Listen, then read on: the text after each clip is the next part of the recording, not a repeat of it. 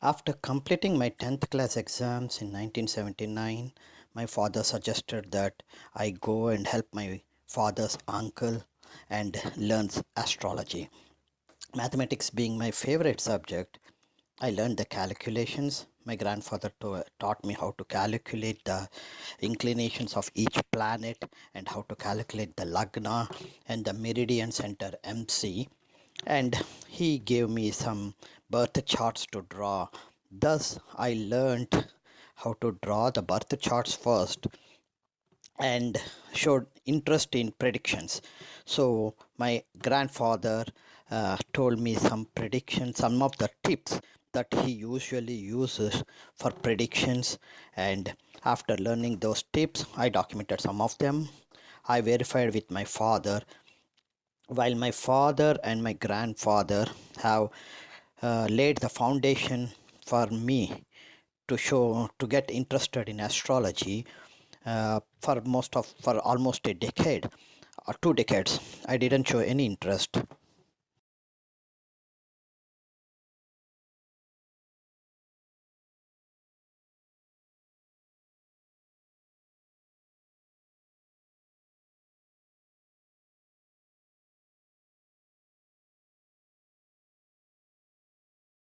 Welcome to Sastry Karra's astrological series. In the first case fun, I took the native, female native, and explained the reasons why the native could not get married until the age of 36. And then using the transit Saturn and Saturn being the seventh house lord, I predicted what is the possibility for the native, the smallest, slightest possibility that is available. When is it, and what is the possibility for the native to get married? In this is the second case that I am considering for analysis. This is also a female. She is 30 years old and as of now she is still unmarried. So first I am going to analyze the reasons why the native is not able to get married until she turned 30, and then if there is any possibility, when is that possibility for the native to get married. Please note that these are all for the educational purposes. So I'm trying to teach the methodology that I use to do the analysis while predicting the possibility for a native to get married. Hope you will like this. Let's now start looking at the Rasi chart for this female native. Let's just look at it. What does it say? If you look at it, Lagna Adhipati is Jupiter. Jupiter is residing in the second house from Rashi Lagna. So the Lagna Adhipati is residing in Kutumbasthanamu and Dhanasthanamu. So that's a good new sign here. Next, in first house, what you see is Rahu. Of course, it's a by default a standard malefic, and Rahu residing in the first house indicates that Rahu is having a direct aspect on the seventh house. So from a generic perspective, what you can say is that because Rahu is in the first house having a direct aspect on the seventh house, something pertaining to the marriage or getting married early or getting married delayed, getting marriage being delayed, something is going to happen for this native. At this point we don't know what it is, right? We don't know anything about this native, so let's keep that the thought separately, and we will, when we go in detail and analyze it, we might be knowing the reason more, the reason why the native is unmarried even at the age of 30. Let's go to second house. The second house lord is Mars. Mars is in fourth house. Wow. So the Mars, the Kutumbasthanadipati, is in Sukhasthanamo or home life environment. And then comes the fourth house. The fourth house lord is Mercury. Mercury is residing in its own house. Hey, by the by, fourth and seventh house lord is Mercury. That means Mercury is very should be active, otherwise and Mercury should not get any sort of affliction by malefic planet, otherwise the 4th and 7th house function characteristics gets afflicted or spoiled. Now when you look at the 4th house, the 6th house lord Sun is co-joined with Mercury, and the 2nd and 9th house lord Mars is co-joined with Mercury. Remember, Mars is the 2nd and 9th house lord. 2nd house is Kutumbasthanamu, 9th house is Dharmasthanamu, and Mars is not that much malefic, but you can consider it as like that, and is mildly malefic. So a mildly malefic Mars is now co-joined with the Mercury, who owns the 4th house and the 7th house. That's the second reason why you can say that there is a possibility for this native to have a delay in her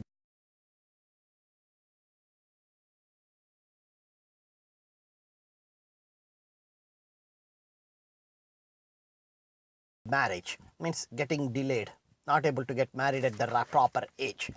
Okay. Now 5th house. This is the third thing I want to tell you.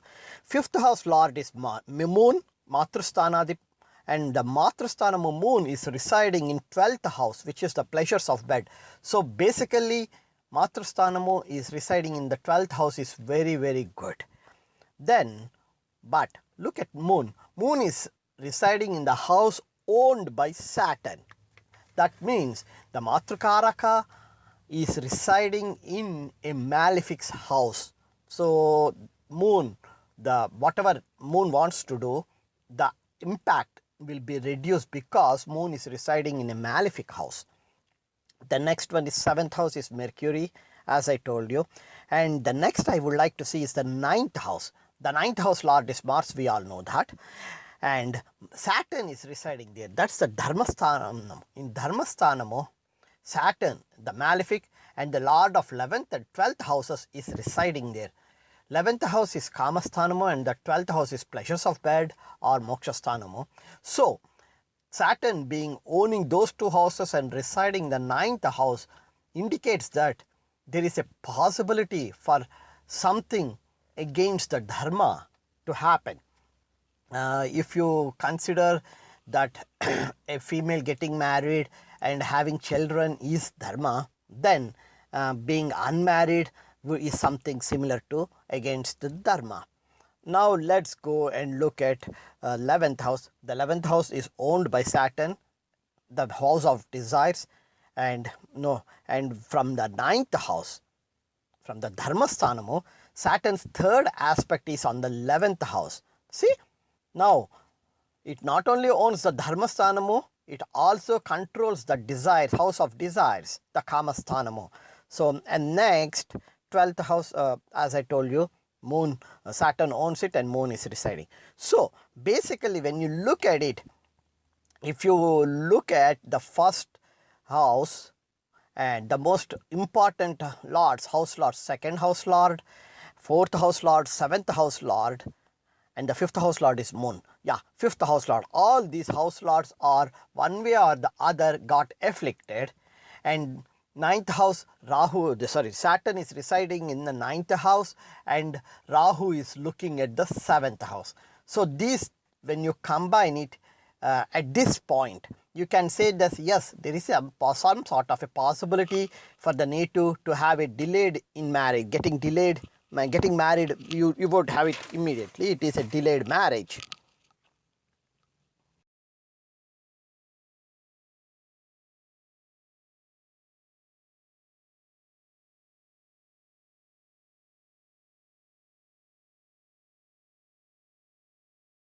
Let's now go and try to read the Bihurugu Chakra Paddhati for this native. If you look, the date of birth is 1987, June 1987. So that means the native will attain the 25th birthday in June 2012, and from that's when we have to start looking at what are the possibilities for the native to get married. First and the foremost, what you see is when the native completed her 23rd birthday, that's when Mercury activates the 12th house. That's very important here. If you look the native's chart, in the 12th house from Rashi Lagna, Moon is residing. Moon is the Matra Karaka and Moon is the lord of the 5th house for this native. And Moon is residing in the 12th house. And then that's the first point. From Mercury is in the 4th house from Rashi Lagna, so Mercury will activate the 3rd house where Venus is residing. Venus is the natural Karaka for marriage. So when you look at it, between after the 23rd birthday and before the 24th birthday, there's a very high possibility for this native to get married, which did not happen. So then we start going like, what are the other reasons for this native to get married? So the most important thing that I take is when the native completed her 30th birthday, that is recently, just a month ago she completed her 30th birthday. So let's go and look at the 30th birthday. Yeah, Venus activates the 7th house. Remember, Venus is the Karaka for marriage in general, but from Moon, Venus is the 4th house lord and residing in the 4th house. That's very important here.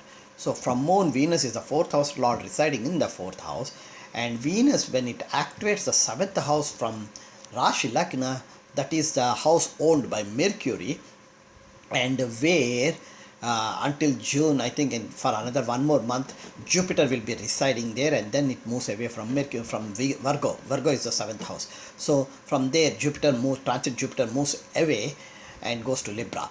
So that is the natural 7th house, and that's the house owned by Venus. So when Venus activates the 7th house, Mercury's house gets activated. So you go and see where is Mercury. Mercury is in the 4th house from Rashi Lagna and 5th house from Chandra Lagna. So again, Mercury became very active here. Thus, Venus will take care of the 7th house from Rashi Lagna. And the next thing what you have to do is, from Venus, the 7th house is Virgo. Again, house owned by, yes, 1 second, let me check that chart one more time, 1 minute please. From Venus, 1, 2, 3, 4, 5, 6, 7, nope. From Venus, the 7th house is Scorpio, where natal Saturn is residing. That's the tough part here. So when Venus activates the 7th house from its natal position, Saturn gets activated. The advantage of Saturn getting activated here is, whether you look from Rashi Lagna or Chandra Lagna, Saturn is the lord of the 12th house. You keep that in mind. 12th house is pleasures of bed. So when Venus activates the 7th house where natal Saturn is residing, and I think during this period, that is during the 3rd and 4th week of August of 2017, transit Saturn will be in a stationary mode in the 7th house only, that is Scorpio. So when Venus activates the 7th house, the Scorpio, from its natal position, natal Saturn and the transit Saturn, they both are getting activated, while the natal Saturn owns the 12th house, which is the pleasures of bed. Transit Saturn is in a stationary mode, indicating that natal Saturn became very powerful at this point. So based on the Behuruga Chakra Paddhati, there is a high possibility for this native to get married before June 2018, number one, and to be more precise, it is before transit Saturn enters Sagittarius, that is somewhere in August, September, October. So September or October of 2017, transit Saturn enters Sagittarius. So before it enters Sagittarius, the possibility is very high for this native to get married.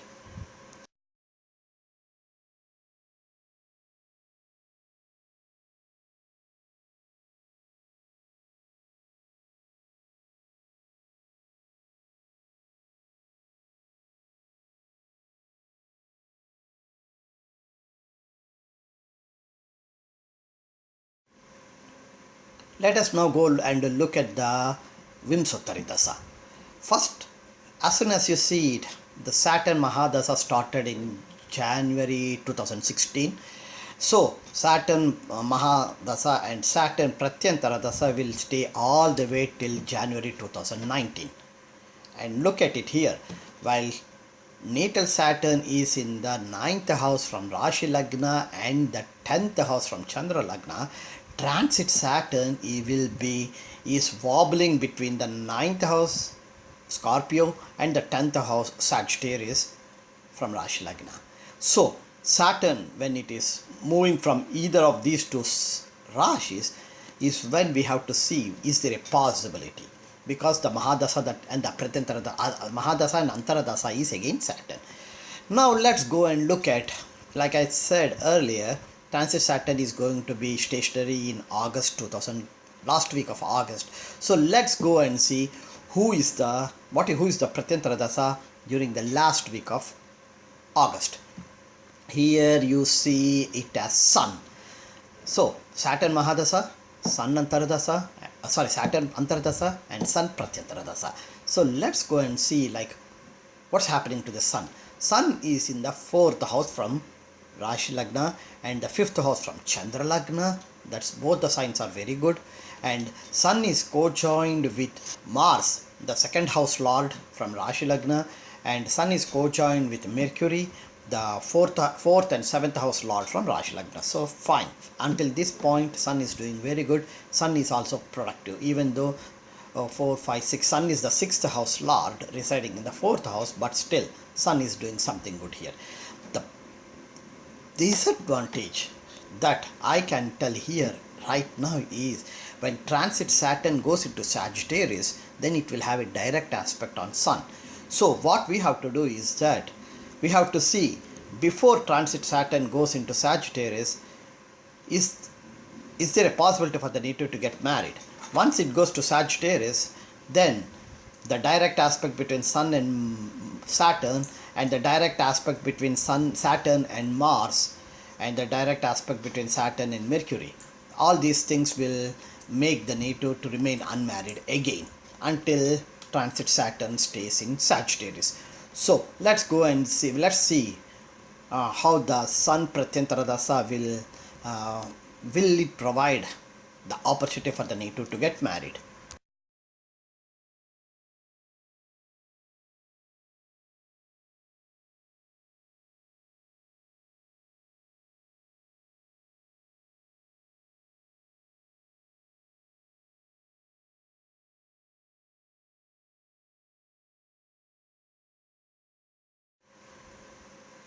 Okay, now let us go and analyze the Yogini Dasa. First and the foremost, what we see is that for the Yogini Dasa, the Dasa started in 2014 January and it went all the way till 2021 January. And when you look at the Venus, Venus is the 3rd and the 8th house lord residing in the 3rd house from Rashi Lagna. So Venus is no way going to cooperate. So let's go from the Chandra Lagna, because the native is a female. Let's go and see how would it be from Chandra Lagna. From Chandra Lagna, what you see is that Venus is the 4th house lord and 5th, 6th, 7th, 8th and 9th house lord.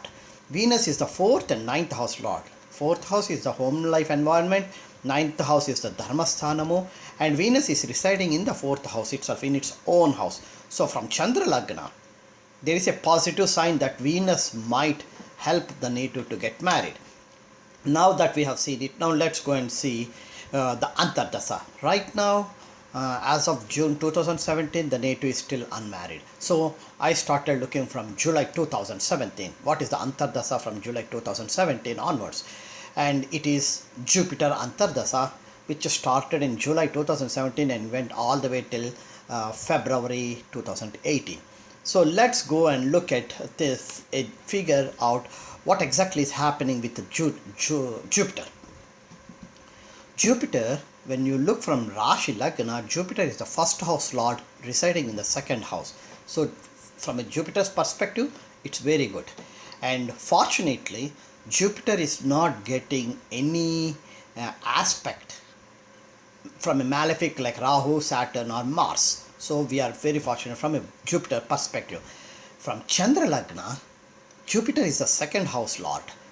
So Jupiter has, being the 2nd house lord and residing in the, being the 2nd house lord from Chandra Lagna and residing in the 2nd house from Rashi Lagna, Jupiter, there is a very high possibility for this Jupiter to do something pertaining to the female getting married or starting a family. The most important thing here we need to see here, very important thing, is the role of Saturn.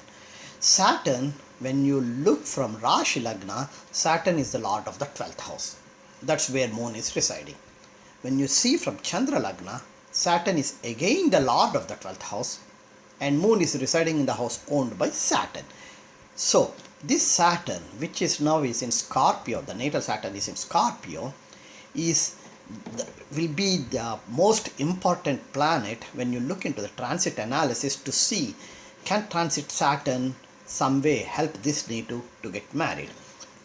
What I would like to see from here is when you look the Jupiter Antardasa, the Jupiter slash Mercury, Jupiter Antardasa and Mercury Pratyantara Dasa is when it starts in August 26, 2017. So, and it stays for 1 month almost. And remember, transit Saturn will be stationary during the last week of August. So, let's go and see what's the role of Mercury here in this chart. From Rashi Lagna, Mercury is the lord of the 7th house, residing in the 4th house. Oh, by the way, Mercury is the lord of 4th and 7th houses from Rashi Lagna, and Mercury is residing in the 4th house. And Mercury is co-joined with the 2nd house Lord Mars. So, Mercury is good from here. And then let's go and see, is Mercury getting any malefic aspect from Saturn? It is not getting anything, because from Saturn it is on the 8th house. 1, 2, 3, 4, 5, 6, 7, 8th house, and Saturn is not doing any, and not getting, Mercury is not getting any aspect there. And transit Saturn, when it is in the stationary mode, afterwards it goes to Sagittarius somewhere in the last week of August or September, somewhere there. That is when Saturn will have a direct aspect on Mercury. So before transit Saturn goes into Sagittarius, and when transit Saturn is in a stationary mode, that is during the last week of August, there is a high possibility, very high possibility for this native to get married. So according to Yogini Dasa, Venus Mahadasa, Jupiter Antardasa, Mercury Pratyantara Dasa, which is from August 26th till September 25th, and transit Saturn being stationary during the last week of August, all these combine, and you can give that, say that there is a high possibility for this native to get married during this period. Now let's go and look at the transit analysis for Saturn. The reason why I took Saturn is because if you look at the Vimsottari Dasa, Saturn Mahadasa and Saturn Antardasa is started in 2016 January and goes all the way till 2019 January. So the current Mahadasa and Antardasa is Saturn. So, and also if you look at the Rashi chart, Saturn from Rashi Lagna, Saturn is the lord of the 12th house.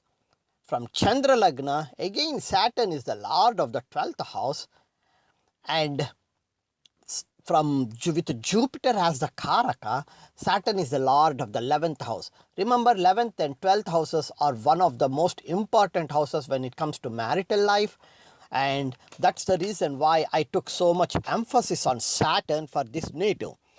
Now we know that Saturn, the transit Saturn on 25th August, it will be in a stationary mode. That means from being going in reverse retrograde, stays for 1 or 2 days in a stationary, and then comes back to the forward motion. So when it is in a stationary mode, it will be very, very active. So let's go and see at what point is it in stationary mode. If you look at it, Saturn is stationary in Scorpio at 27 degrees. So what I did is I went to the D1 chart and the D9 chart. D9 chart because I'm dealing with marriage possibility for a marriage, or looking at the marital life. So in D1 chart, natal Saturn is 23 degrees in Scorpio. That means natal Saturn is co-joining with the transit Saturn exactly between 23 and 27. It's so close by. So for this native, during when transit Saturn is stationary, for this native, the natal Saturn and transit Saturn becomes double strengthened. So Saturn will try to do something pertaining to the 9th house, the 11th house and the 12th house. The 11th and 12th houses is the one that it owns. 9th house is the one that where it resides. So now let's go to the D9 chart. In D9 chart, Rahu is in Scorpio, 5 degrees. It's whereas here transit Saturn is in 27 degrees. So basically there is a 20-degree difference between natal Rahu in Navamsa chart and the transit Saturn. So in D1 chart, Rahu is in first house, having a direct aspect on 7th house.